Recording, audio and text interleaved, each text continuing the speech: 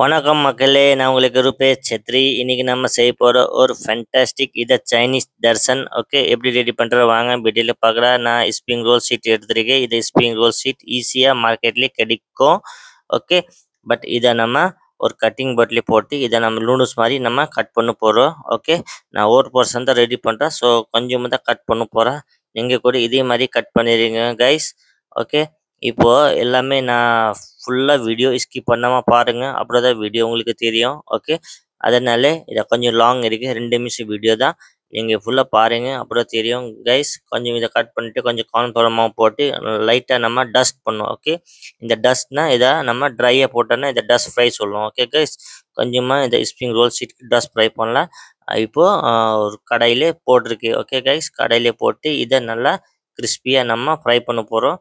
Okay, இந்த நல்லா கிறிஸ்பியாக இருக்கும், ப்ரௌனாக இருக்கும், பார்த்து ரொம்ப கிறிஸ்பியாக இருக்கும். ஓகே, நீங்கள் கூட இதே மாதிரி ஒரு ஃப்ரெஷ் ஆயில் போட்டு இதை மாதிரி நீங்கள் ஃப்ரை பண்ணுங்கள்.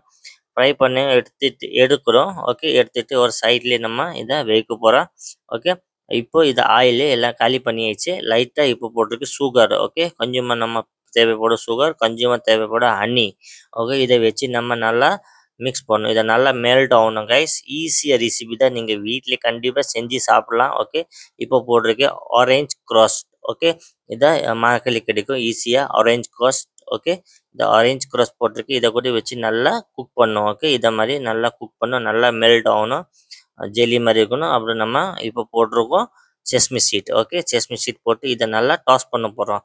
ஓகே, இந்த ரெசிபி உங்களுக்கு கண்டிப்பாக பிடிக்கும், சாப்பிட்டு பாருங்கள். செம்மையாக ஈஸியாக ரெசிபி தான், வேறு ஒன்றுமே இல்லை, ஈஸியாக பட் நல்லா டேஸ்ட் இருக்கும்.